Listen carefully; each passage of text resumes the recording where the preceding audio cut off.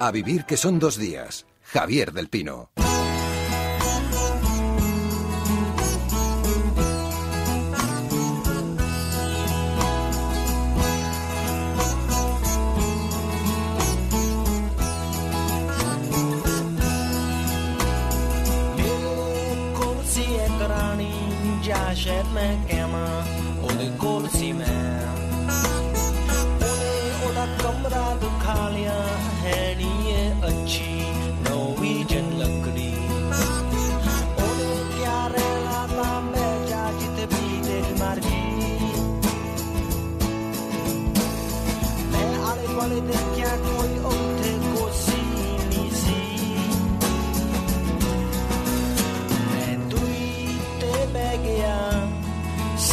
सोच के ओदी शराब पी के असी 2 बजे तक गल्लां कीतियां फे ओने क्या सौन दा समा हो गया. Pues la audiencia de la SER yo creo que ahora mismo espera con inquietud la calidad de la conexión con Ramón Lobo, que el domingo pasado no fue precisamente de las mejores, así que vamos a tocar madera, vamos a cruzar los dedos. Ramón Lobo, buenos días. Muy buenos días. No creas que hace 5 minutos he tenido un susto porque me has puesto un mensaje y he ido a tocar para ver qué decía tu mensaje. Entonces, no sé qué tocó del cable y ha desaparecido en la audición. Y ya estaba aquí con un infarto, pero ya está todo bien. O sea que yo mismo casi boicoteo esta emisión. No sé lo que pasó el otro día. Yo creo que fue un cúmulo de circunstancias, pero bueno, aprendida la lección. Sabes que es que ahora la verdad es que usamos múltiples herramientas para poder hacer este tipo de conexiones con gente que está en sus casas, lógicamente. Y no solo funciona muy bien, sino que yo creo que la audiencia ha aprendido a perdonar.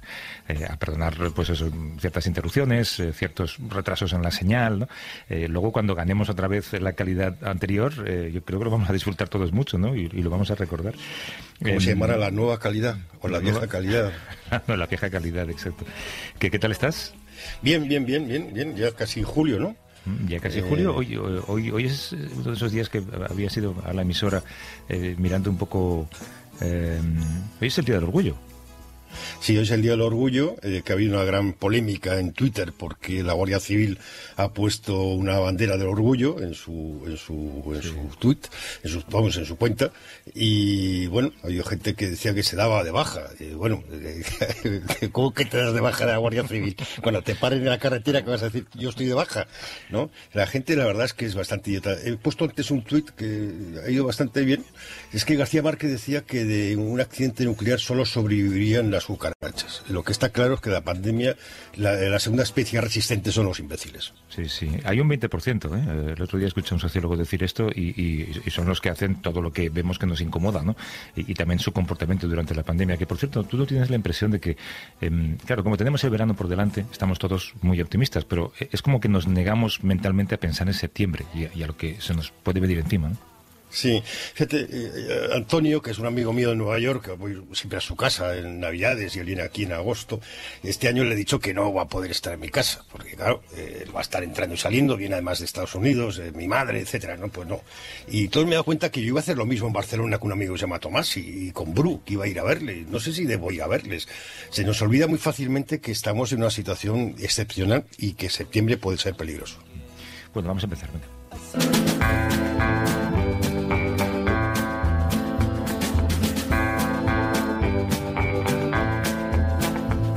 I'd like to pack this in and take you to the stars. We'll eat in fancy restaurants and drive in fancy cars. We tried our luck, we made a buck, so lean back, have some fun. Oh yes, my love, but first just this last one.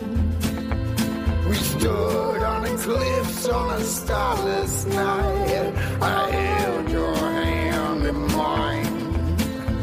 So stand by me with all your heart. I need you by my side. Hace unos días en la capital de México, tiene una serie de televisión, no se habría asustado si lo viéramos en Narcos México, pero la verdad es que es tremendo. Hay conmoción por ese atentado contra el jefe de la policía local de la capital, contra Omar García, que ha tenido lugar esta semana en Ciudad de México, cometido por 28 sicarios, deja 3 muertos, 17 detenidos. Es como una demostración de fuerza en pleno centro de la capital. Sí, en México ya sabes que nada es blanco o negro, todo se mueve por unos grises muy tenebrosos a veces. Omar García Harfuch es muy joven, tiene 37 años, es el jefe de policía de la Ciudad de México desde octubre. Es un hombre respetado, que se le considera honesto, pero también la revista Proceso reveló, creo que fue en noviembre del 2016, unos supuestos vínculos familiares con el cartel de Guerreros Unidos y el caso de Ayotzinapa.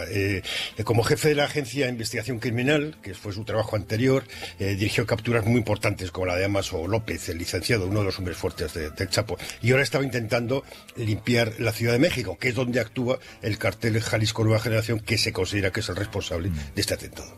Es uno de los carteles, pero después de la caída del Chapo, ¿cómo se reparte ahora un poco la droga? Bueno, México está ahora mismo como Colombia hace 20 años. Hay zonas de México donde el Estado no existe, hay otras que sí. La guerra contra el narcotráfico que lanzó Felipe Calderón fue un desastre entre él y Peña Nieto, que le empeoró. Han muerto más de 234.000 personas. Según López Obrador, hace poco su gobierno dijo que hay 61.000 desaparecidos. De esos 2 o 3 carteles importantes que había, el de Sinaloa, el del Golfo, con Calderón, ahora se han roto decenas de carteles regionales que se disputan el negocio. Saludamos a Javier Lafuente, que es corresponsal del País en México. Son 7 horas menos, así que le agradecemos mucho que esté despierto. ¿Cómo estás, Javier? Buenos días. Buenos días, buenas noches por aquí. Exacto. Oye, este atentado, como decía yo antes, supone un punto de inflexión o una declaración de guerra, porque es en el corazón del país. No se había visto algo así nunca, ¿no? Sí, es un punto de inflexión en un país donde, pues, a principios de mes se registraron 100 asesinatos en una semana, donde el sábado pasado hubo 11 cuerpos que aparecieron en una carretera, 14 cadáveres en otro estado. O sea, la magnitud del punto de inflexión en México es de ese nivel, ¿no? Hemos llegado a ese punto, y Ramón decía algo que era clave. Creo que este atentado es niveles de Colombia a finales de los 80, principios de los 90, la época de Pablo Escobar. La época de Pablo Escobar, también la época de la impunidad, que es lo que campa a sus anchas en México, parece. Totalmente. El problema aquí es que cómo abarcas, cómo atacas, cómo resquebrajas esos cárteles que se han hecho miles, ¿no? Ya no es las grandes familias que operaban, Sinaloa, Golfo, etcétera, sino que ahora mismo estos sicarios, los casi 30 sicarios, fueron contratados de diferentes partes del país para atentar contra Omar García. AMLO, López Obrador, que es el presidente actual, criticó mucho a Calderón y a Peña Nieto la política de mano dura, que no condujo a nada más que a más muertos y desaparecidos. Pero él también está fracasando, ¿no?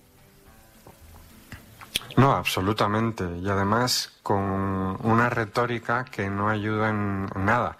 Esta retórica que ha emprendido de que él quiere abrazos, no balazos, ¿no? Es una de las frases más repetidas por él, que nadie sabe muy bien qué significa. Ha militarizado aún más el país sin tener réditos, y esa retórica impide que acciones que parece que pueden ir destinadas a resquebrajar los cárteles, y lo que ha incendiado más al Jalisco, que han congelado miles y miles de cuentas en los últimos meses, pues no están teniendo frutos, y sobre todo un problema gravísimo que parece ser la falta de servicios de inteligencia tan necesarias para minorizar este tipo de ataques. Sí, lo que pasa, Javier, es que visto desde aquí, desde la ignorancia absoluta, pero a mí me ha llamado mucho la atención lo poco que han tardado en capturar a los sicarios. Es como que saben quiénes son y saben dónde están.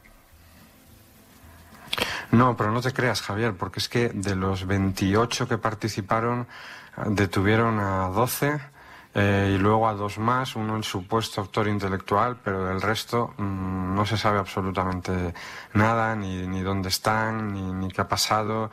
Los grandes cabecillas, como es el Mencho, el líder del cártel Jalisco Nueva Generación, siguen paradero desconocido. Entonces yo creo y una cosa muchísimo más grave, los servicios de inteligencia habían detectado estas amenazas, no pudieron parar el ataque.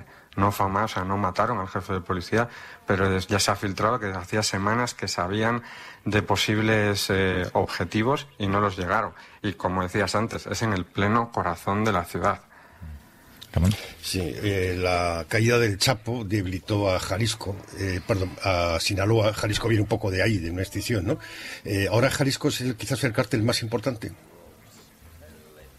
Sí, sobre todo es el que está por todo el territorio, y hay algo que, así como Sinaloa siempre ha sido un tipo de cocaína, marihuana, etcétera, Jalisco se ha metido en un tema como es el fentanilo. Y eso repercute directamente en Estados Unidos, que creo que es muy importante recalcar en dos cosas. O sea, la responsabilidad también que hay en cierta manera de Estados Unidos. Primero, es el gran consumidor de fentanilo, toda la droga va hacia el norte.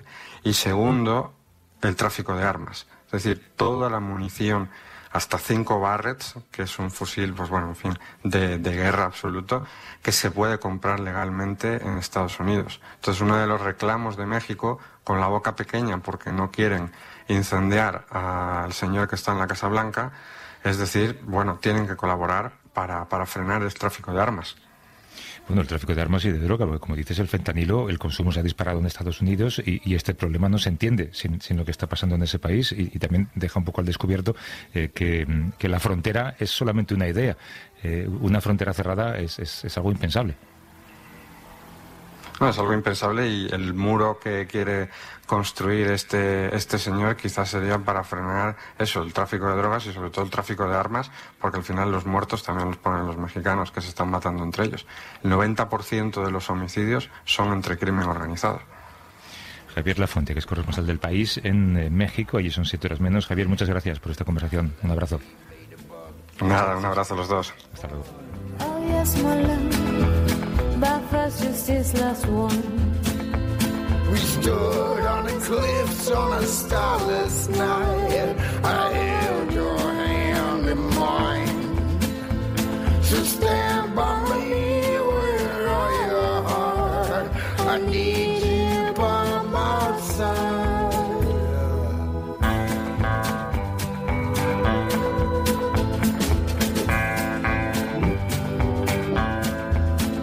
Oh, the river's cold and black and the bottom is a long way down. Another one going underground. Why can't we cut the ropes and let that poor fool go? Though you go getting weak on me, not when I need you so. Ramón, nos están lloviendo los regalos. Alguien nos ha traído chocolate, otros han traído churros. Me encantaría recuperar la normalidad total y que pudiéramos compartirlo todo. Oye, hay algo que debería estar pasando y yo creo que nunca ha pasado como está pasando ahora, la gran peregrinación a la Meca en Arabia Saudí, que tiene lugar a finales de julio, y que va a ser muy diferente a la de años anteriores. El país ha anunciado que en esta ocasión no permitirá peregrinos llegados del extranjero, que son unos 2 millones, o fueron unos 2 millones el año pasado, y va a ser una peregrinación interior y muy limitada. Seguramente serán imágenes nunca vistas, ¿no? Sí, va a ser solo para muy adictos al régimen, digamos, ¿no? Es por el COVID, claramente. Solo va a ser residentes en Arabia Saudí escogidos, y que debía empezar a finales de julio. El Reino ya cerró en febrero el acceso a Ciudades Santas, la Meca de Medina, algo que sucedía desde la gripe española. Tienen problemas claramente con el COVID y están con miedo a que se les meta dentro. Vamos a explicar un poco el significado que tiene la peregrinación para los musulmanes, que están obligados, digamos, a hacerlo al menos una vez en la vida. Sí, hay cinco pilares del Islam. Uno de ellos es que una vez en la vida tienes que ir a la Meca, se llama el Hajj, que es el viaje de peregrinación. Después está la oración, la caridad, el ayuno y el seguir los preceptos de la fe. Esa imagen va a ser sin duda histórica, la gran mezquita prácticamente vacía. Incorporamos a Javier Martín, un buen amigo, delegado de la agencia EFE en Argelia, en Libia, en Túnez, gran conocedor de este país. Nos atiende desde su cuartel general, digamos, que está en Túnez. ¿Cómo estás, Javier? Buenos días. Buenos días, gusto de escucharos. Es la primera vez en la historia, ¿no?, que Arabia Saudí va a tener un peregrinaje suspendido.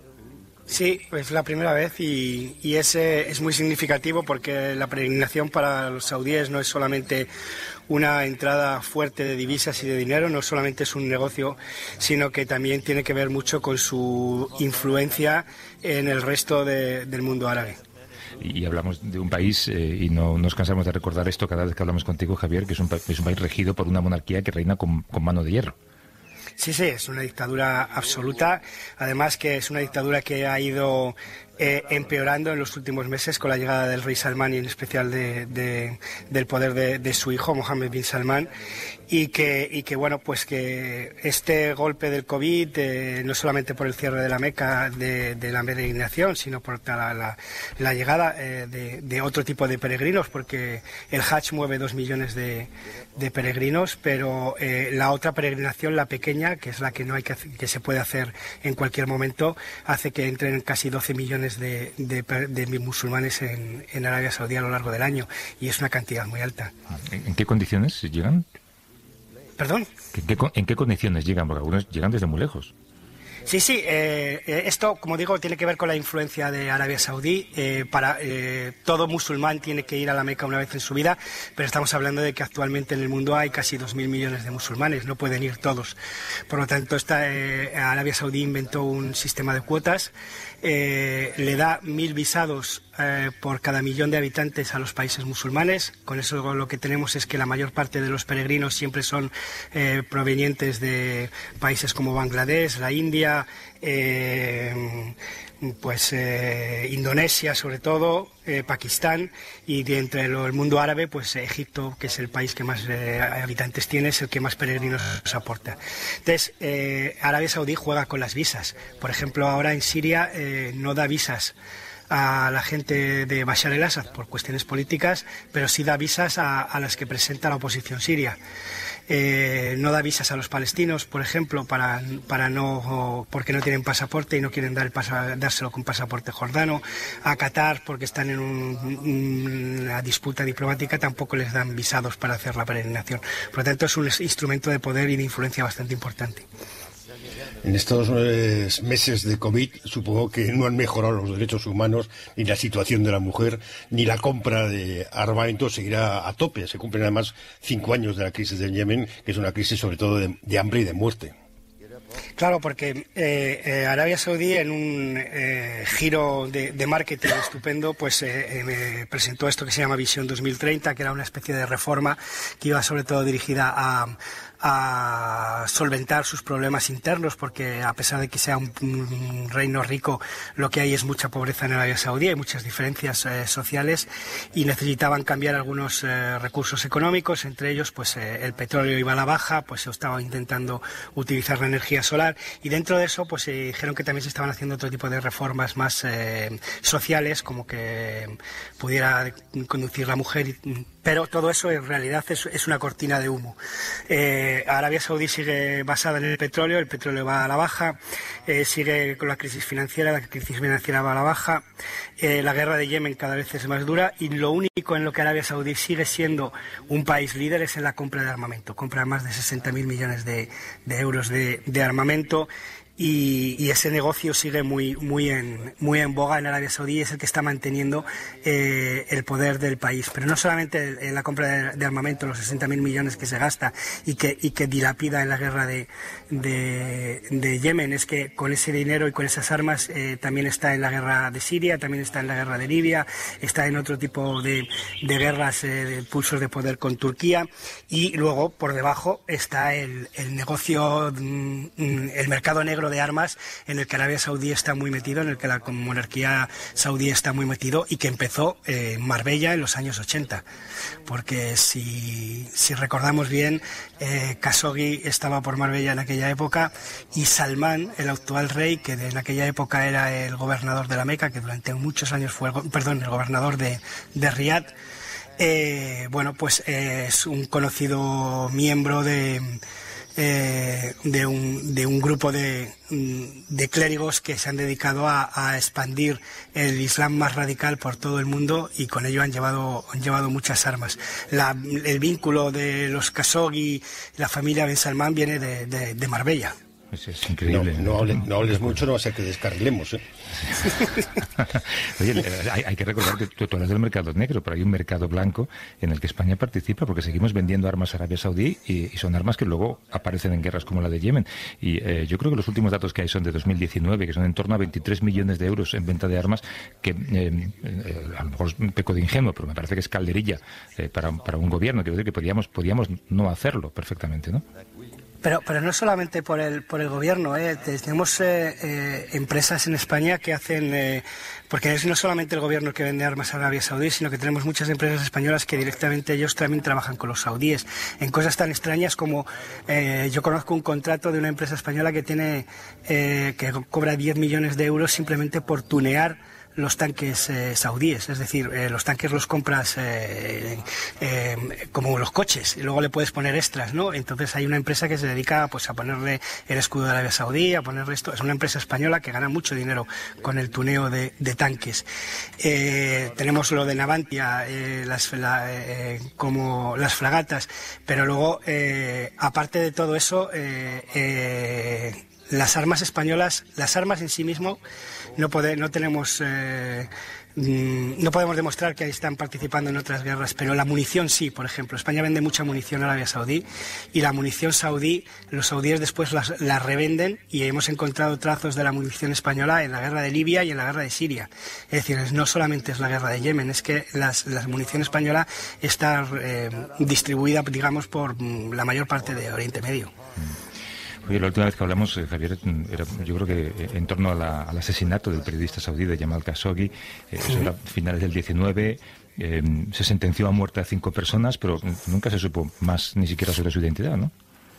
No, porque además yo creo que esto, digo, como tiene que ver mucho con a Khashoggi, creo que lo dijimos aquí, ¿no? Le mataron no por lo que había dicho, sino por lo que podía decir.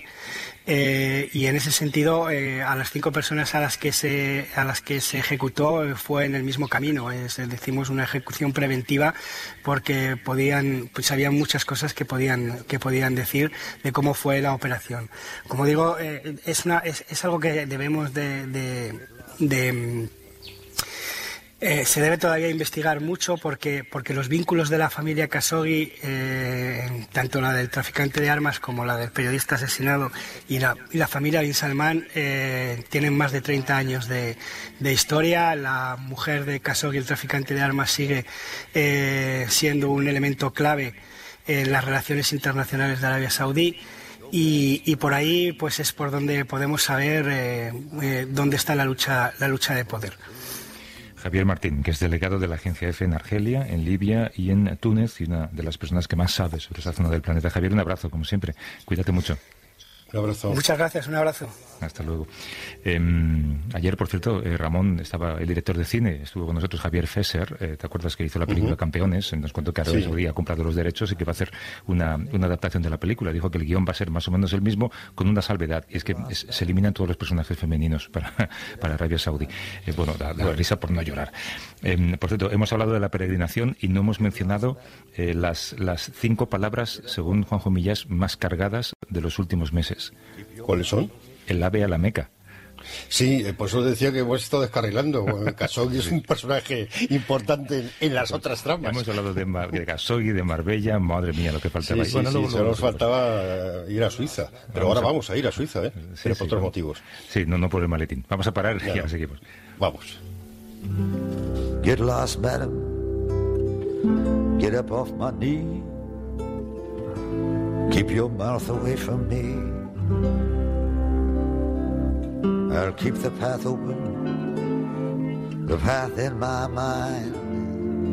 I'll see to it that there's no love left behind. I play Beethoven sonatas, Chopin's preludes. I contain multitudes. A vivir que son 2 días. Javier del Pino.